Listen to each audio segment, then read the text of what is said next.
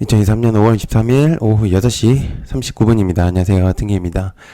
네, 5월 23일자 장 마감됐는데요. 일단 오늘 가장 중요했었던 이슈들과 종목들을 정리를 했습니다. 일단 어떤 내용들이 있었는지 같이 한번 살펴보고 한번 내용을 전달해 드리도록 하겠습니다. 자, 일단 코스피는 개인이 마이너스 3,400억 원 정도를 매도를 했고요. 그 다음에 외국인은 534억 원, 프로그램은 1116억 원 정도를 매도를 했고, 기간은 4,018억 원 정도를 이제 매수를 했습니다. 코스닥은 개인이 마이너스 666억 원 정도를 매도를 했고요. 외국인이 596억 원, 그 다음에 기관이 232억 원, 프로그램이 511억 원 정도 매수를 한 것으로 보입니다. 여기서 이제 중요한 부분은 기관이 악매수가 좀 들어가고요. 중요한 부분은 외국인들이 어제와 동일하게 매수세가 좀 들어왔다는 거. 일단 아마 코스피 쪽을 좀 더 강세를 보인다고 생각했지만 생각보다 기관 쪽이 좀 더 강세를 보였고, 외국인들은 양지수 모두 매수를 했지만 거의 금액대는 비슷하다는 점. 어제에 비해서는 좀 약하게 들어오긴 했지만 그래도 어느 정도는 유지를 하지 않았나라는 생각을 합니다. 개인이 생각보다 양매도를 했거든요. 그래서 아마 저점에서 산 것들을 매도를 하지 않았을까라는 생각을 좀 하는데, 그렇습니다. 자, 그 다음에 미증시는 부채 한도 협상의 내용에 좀 이제 애매하게, 좀 마감이 되었지만, 국내 시장은 생각보다 그렇게 나쁘지 않았습니다. 그래서, 어제부터 좀 강세를 보였던 외국인 매수세는 오늘도 매수세로 좀 들어갔고요. 아까 방금 얘기했던. 그래서 강했던 테마는 뭐가 있을까 했는데, 첫 번째는 이제 재건 테마가 좀 강세를 보였습니다. 어제와 동일하게 재건 테마가 좀 강세를 보였습니다. 이유는 이제 우크라이나 특정한, 테마가 없기도, 했다는 부분. 이게 이제, 현재 시점에서 가장 특별한 테마, 그러니까 뭐 예를 들어서 AI 테마라든지 뭐 사우디 테마라든지 등등 이렇게 되게 강세를 보이고 있는 시점의 테마들이 있지는 않기 때문에 개별적인 이슈들이 조금 유지를 하는 점, 그러니까 자금이 들어왔었던 종목들이 좀 강세를 계속적으로 보이고 있는 그런 부분들이 있습니다. 그래서 자금이 이제 어제 재건 쪽에 조금 몰렸죠. 그래서 아마 상승성이 좀 나오지 않았나라는 생각을 하고 있는 상태고요. 종목들은 삼부토건, DYD, SY, 테라사이언스, DR텍 요 정도로 이제 정리를 해봤습니다. 일단은 삼부토건 같은 경우는 우크라 재건 포럼에 초청이 됐고요. 전장 복구 재건 사업에 관한 업무 협약을 맺고 있습니다. DYD 같은 경우는 삼부토건하고 좀 연관이 있잖아요. 그래서 특별한 부분보다는 아무래도 삼부토건의 상승성이 DYD가 좀 주목받은 것이 아닐까라는 생각을 합니다. 삼부토건의 최대 주주이기 때문이죠. 예, 그리고 SY 우크라이나 재건 포럼에 참석했다는 내용이 어제 장막판에 좀 나왔습니다. 그래서 주목되는 부분들도 좀 있었고요. 약간 상승하는 모습을 좀 보여줬습니다. 그래서 모듈러 관련주로 좀 불리고 있고요. 자, 그 다음에 테라사이언스 유압용 관이음새 생산업체죠. 그래서 건설 쪽 테마하고 좀 엮여가지고 아무래도 이제 같이 움직이지 않았나라는 생각을 현재로서는 하고 있습니다. 생각보다 저는 단기적인 느낌을 좀 받았는데 며칠째 강세를 좀 보이고 있는 것으로 좀 보이네요. 자, 강했던 테마 AI가 있습니다. 오픈 AI의 6월 9일 재료성이 있죠. 오픈 AI의 이제 방안에 대한 내용이 좀 있고요. 샘 올트먼에 대한 내용들, 그리고 아이폰용 챗 GPT 어플리케이션 출시 내용도 좀 있었고요. 그 다음에 산업통상부가 AI 기술 표준화 전략에 착수한다는 내용도 좀 있었습니다. 그래서 23일자 내용이고, 종목들은 이제 CU 박사하고 모니터랩, 이스트 소프트, 폴라리스 오피스, 줌인터넷 이렇게 이제 정리를 좀 했습니다. CU박스 같은 경우는 상장한 지 사실 얼마 되지 않았던 종목이죠. 그래서 기관 매물이 굉장히 크게 쏟아졌습니다. 첫날에는. 근데 생각보다 해소가 좀 빨리 되면서 당일 상한가를 가버렸습니다. 오늘. 그래서 AI 기술 개발 업체이고 얼굴 인식 솔루션을 보유하고 있습니다. 그래서 CU박스의 대표적인 정부 간의 거래 P2G 사업을 진행 중에 있습니다. 정부 간과. 그래서 그렇게 좀 진행이 됐었고요. 그다음에 모니터랩 CU박스하고 같이 상장한 종목이죠. 그래서 마찬가지로 웹 보안 솔루션을 제공하는 업체입니다. 그래서 당일 상승했었던 이유는 중국 쪽 보안 이슈가 좀 있었습니다. 다음과 네이버에 대한 이제 차단에 대한 내용이 좀 있었거든요. 아마 이런 부분들 이슈도 있었지만 아무래도 CU박스의 영향이 좀 더 있지 않았나라는 생각을 하고 있습니다. CU박스와 상장한 날이 이제 같기 때문에 같이 움직인다는 생각이 소식이 좀 있었거든요. 그래서 아마 신규주의 영향성이 있지 않았나라는 생각을 하고요. 이스트 소프트 이제 장중에 좀 내용이 나왔었을 부분들이 있었습니다. 거의 장초에. 마이크로소프트의 초청 이슈가 있었죠. 그래가지고 AI 휴먼 서비스 글로벌 확장 논의가 있었습니다. 그래서 시애틀 마이크로소프트 본사를 방문했다는 내용이 좀 있습니다. 그래서 24일까지 진행하는 것으로 보입니다. 내일까지.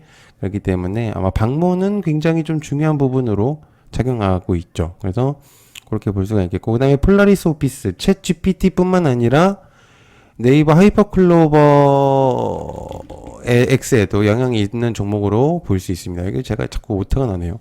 오피스 플랫폼으로 볼 수 있다고 생각이 되면서요. 5월 말쯤에 오픈 베타 서비스를 진행할 것으로 보입니다. 그렇기 때문에 오피스 플랫폼, 그 다음에 줌인터넷, 중국의 보안 즉 인터넷 통제 강화에 이제 다음에 이어서 네이버 또한 차단 이슈가 좀 있었죠.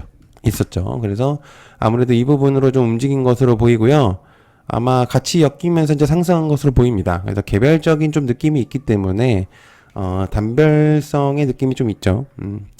그렇습니다. 그다음에 세 번째 강했던 테마, 세 번째는 이제 리튬이 좀 있었는데 어제 엑선모빌 쪽에 이슈가 좀 있었습니다. 그래서 오늘은 이제 포드 자동차 EV 배터리용 리튬 공급 업체와 신규 계약 발표가 좀 있었다는 내용이 있었고요. 투자자의 날 행사에서 리튬 공급망을 위해서 계약 발표를 했습니다. 그렇기 때문에 이제 주목이 됐었던 것 같고, 종목들은 이제 강원에너지, 포스코 엠텍, 레이크 머티리얼, 하이드로 리튬으로 정리를 해봤습니다. 어제 이제 커뮤니티에서는 얘기를 했는데요. 강원에너지하고 포스코 엠텍하고 그 다음에 이제 한 가지 기억이 잘 안 나는데 미래나노텍 같은 경우는 영향권이 있을 거라고 저는 생각을 했어요. 그래서 일단 전달을 드렸었는데, 강원에너지 리튬 종목 중에 하나이고 자회사 강원 이솔루션이 경주 리튬 공장을 완료를 했죠. 그래서 생산이 시작될 것으로 보입니다. 그 다음에 레이크 머티리얼즈 장중에 황화 리튬 대량 생산 양성 공정화 추진에 대한 265억 원 전고체 생산 설비 투자 이슈가 좀 있었습니다. 그래서 이에 따른 상승성으로 좀 보여지지 않았나라는 생각을 하고요. 그 다음에 포스코 엠텍, 포스코 계열 쪽이죠. 그래서 리튬 관련주이며, 그 다음에 이제, 아르헨티나, 뭐 호주, 이런 이슈들이 좀 있는 관련주입니다. 그래서 엑스모빌리티과 쪽에도 이제 부각이 되면서 좀 움직였었던 부분으로 생각이 되고 있습니다. 그 다음에 하이드로 리튬, 세반급 산업단지 입주 용지 매매 계약이 있었죠. 그래서 탄산 리튬 대량 생산 가능성을 좀 제기를 했습니다. 그렇기 때문에 좀 주목도가 있었던 부분이라고 생각을 하고요. 강했던 테마 네 번째는 화장품이 있었습니다. 중국 쪽에 1조 9천억 원의 중앙아시아 돈폭탄 이슈가 좀 있었는데, 저는 제 생각에는 이게 이것 때문인지는 모르겠는데 연관을 지어본다면 가능성은 있죠. 그래서 뿐만 아니라 이제 증권사들의 화장품 상승 모멘텀을 이제 높이고 있습니다. 그래서 좋게 보는 것도 한몫하고 있다고 보여지고 있고, 종목들은 나노브릭, 잉그루드랩, 아이패밀리 SC, 그 다음에 코스메카 코리아로 정리를 했습니다. 나노브릭은 이제 화장품 수출 규제가 풀린다는 이슈와 더불어서 부각이 되고 있죠. 그리고 나노브릭은 이제 디스플레이 소재 사업하고 바이오 화장품을, 이게는 바이오 화장품이 아니라 바이오와 화장품을 같이 진행하는 업체입니다. 그래서 이에 따른 부각으로 보여주고 있는 상태고요. 그 다음에 잉그루드랩은 이제 화장품의 OEM, 및 ODM을 생산하는 업체죠. 그래서 매출도 양호한 편이고요. 한국 소재 잉그루드랩 코리아를 종속으로 보유하고 있습니다. 작년 같은 경우는 실적이 굉장히 잘 나왔었고, 그런 부분들이 있었었기 때문에 한번 보시면 좋을 것 같고요. 코스메카 코리아 같은 경우도 잉그루드랩과 연관이 되어 있죠. 잉그루드랩의 최대 주주이기 때문에.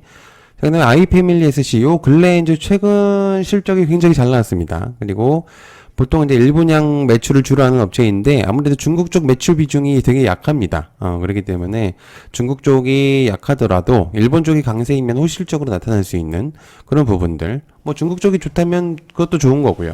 그래서 색조 화장품 쪽이라고 보면 좋을 것 같습니다. 그 다음에 다섯 번째, 마약류. 새로 좀 주목을 받고 있는데, 마약이 사실 이제 몇 달 전부터 얘기가 돌고 있었죠. 군부대 쪽에서 내용이 좀 나오면서 마약 내용이 그래가지고 이제 군 마약류 관리 개선 방안을 마련해서 추진할 예정이라는 이제 내용이 있습니다. 그래서 종목들은 이제 바디텍메드, 인벤티지랩, 휴마시스, 그다음에 랩지노믹스 이렇게 좀 진행이 됐고요. 그다음에 바디텍메드 같은 경우 대표적인 마약 진단 키트죠. 그다음에 신속 키트 운영 중이고요. 그다음에 검사 항목이 코카인, 마리아나, 필로폰 부분들의 허가가 떨어졌긴 했지만 임상 계획은 아직 진행 중으로 보입니다.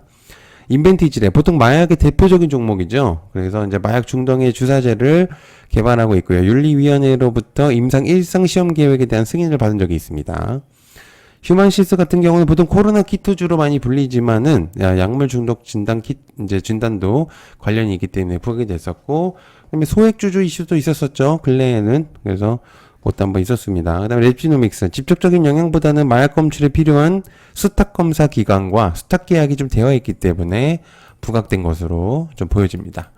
자, 그다음에 기타 주목해 볼 수 있는 거는 BCNC와 에이프릴 바이오, 엑스게이트, 그다음에 JI 테크 정도로 이제 나눠봤는데, BCNC 같은 경우 장초에 좀 내용이 나왔습니다. 세계 최초 반도체 공정용 국산화 합성 쿼츠 소재 부품을 반도체 업계에 공급한다는 내용. 생각보다 강한 테마라고 생각을 했기 때문에 좀 주목도가 높아졌었고요. 그 다음에 에이프릴 바이오 항체 플랫폼인 사파바디 임상 검증 이슈가 좀 있었습니다. 그리고 엑스게이트 현재 되게 주목을 받고 있는 종목 중에 하나입니다. SK텔레콤 양자암호 통신 기반 가상 사설망 기술 개발 이슈가 좀 있었죠. 그렇기 때문에 요거 때문에 좀 주목이 되고 있습니다. 새로운 양자암호 테마로 분류를 해도 좋을 것 같아요. 그 다음에 JI테크 무상증자 이슈가 있었죠. 그래서 1주당 3주 배정하는 무증 내용이 좀 있었습니다. 자, 간단하게 좀 정리를 해봤는데요. 근데 어제 제가 영상을 좀 못 올렸어요. 그래서 어제 영상을 좀 못 올려서 죄송합니다. 제가 어제 좀 일정이 있어가지고 못 올렸는데 아무튼 그랬습니다. 네, 오늘은 이제 올릴 거니까 좀 관심 깊게 봐주셨으면 감사할 것 같고요. 네, 봐주셔서 감사하고 고맙습니다. 감사합니다.